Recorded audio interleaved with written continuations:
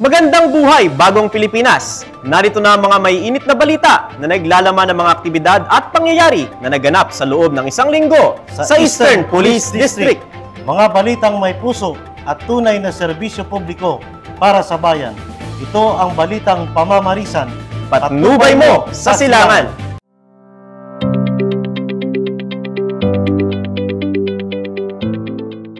Personal na binisita ni Police Executive Master Sergeant Gerardo F. Batula, Chief Executive Senior Police Officer ng PNP, ang Eastern Police District na malugod namang sinalubong ng kapulisan ng EPD. Sir, ano po ba ang purpose sa pagbisita niyo po dito sa Eastern Police District? Ang ipaabot ang mga direktiba ng ating Chief PNP. Of course, to inspire you about leadership character. Ang programa ko po as your CISO PNP, actual field visitations, para makita ko mismo ang problema ng ating mga kapulisan on the ground. Nagkaroon naman ng consultative meeting o dialogue si PEMS Batula sa mga chief clerks ng bawat opisina ng district headquarters, maging ang mga SESPO ng Pamamarisan City Police Station at DMFB ay dumalo din sa nasabing pagpupulong. Ito ay sa pangangasiwa ng ODESPO ng EPD na pinamunuan ni PEMS Fernando A. Vicente. Sa nasabing dialogue, nagkaroon ng open forum kung saan tinalakay at binigyang diin ang mga concerns ng mga PNCO, lalo na sa mga naka-duty sa labas. Nagbigay naman ng kanyang mensaheng pasasalamat si PEMS Batula at kanyang nabanggit na ipagpatuloy ng mga kapulisan ng EPD ang pagsiserbisyo na may husay, may profesionalismo at disiplinadong pulis at tulungang maiangat ang PNP. Kanya pangang sinabi na if you give chance to explore, give your best. In behalf po sa mga PNCO dito sa Eastern Police District, kami po ay nagpapasalamat sa pagbisita ng ating butihing SESPO ng Krame. Maraming salamat po, sir. Sa pamamagitan po nito na ipapaabot po natin ang ating mga concerns sa ating butihing Chief PNP. Bago nagtapos ang programa, isang pagbati ang ipinaabot ng District Director ng EPD na si Police Brigadier General Wilson C. Asweta. So, let's support also the PCB kasi in return napakaganda para sa atin.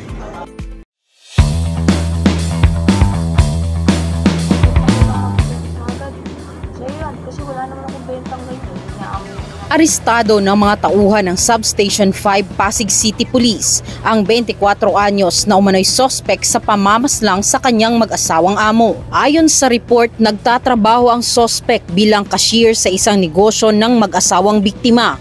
Ang sanay maayos na pag-uusap ng sospek at dalawang amo ay kumantong sa karumal-dumal na krimen. Ayon sa pag-imbestiga ng ating investigator on case, nagresulta yan dun sa, during nagre-remit yung suspect sa gasol, nagkaroon ng mainit na pagdidiskusyon kung saan itong suspect natin ay nagalit, kung saan ito ay nagresulta sa pagkakasaksak ng mag-asawa. Dahil sa matinding tama na natamo ng mag-asawa, ay humantong sa kanilang agarang pagpanaw. Samantala, ang ikatlong biktima ay nagawang makatakas sa sospek.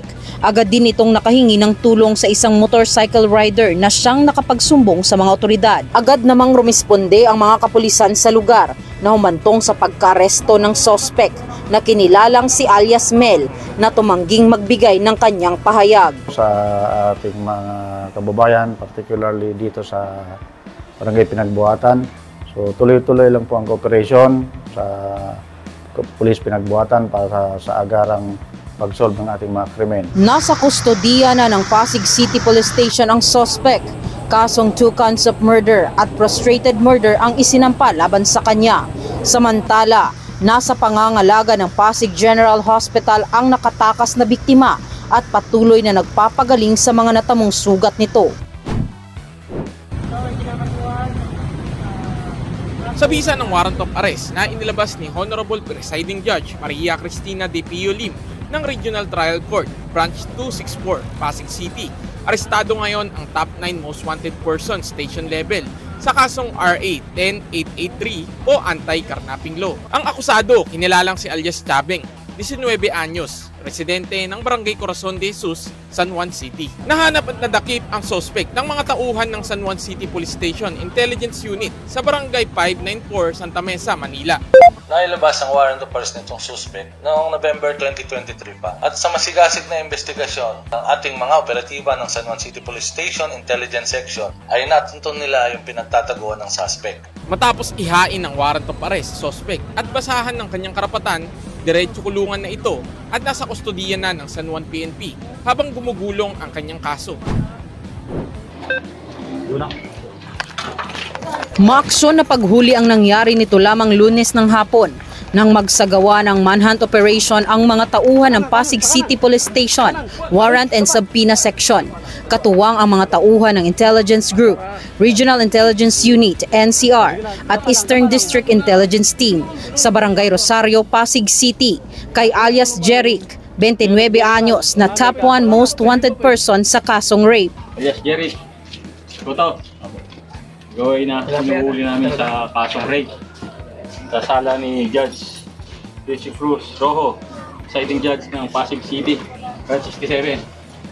Ikaw ay may karapatang manahimik at magsawalang kibo. Ano man ang sasabihin, pwede magamit ko or laban sa iyo sa pagmamahal. At sa isa pang manhunt operation ng parehong operating units, nadakip din ang top 8 most wanted person sa kasong act of lasciviousness in relation to Section 5 ng RA 7610 sa Barangay Bambang, Pasig City.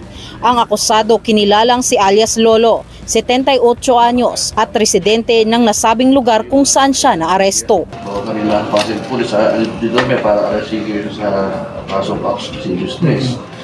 Sala ni Judge Jesus dito Huertas ito sa Sala Pasig, ha? May dapat ako kayo hindi datang na sa ninyo na yung pabor, hindi lamang sa inyo sa kusumatag. Dapat tayo pumanas na yung pangilado. Matapos basahan ng kanilang karapatan ang mga sospek, diretso kulungan na sila habang hinihintay ang pagdinig ng kanilang kaso sa korte.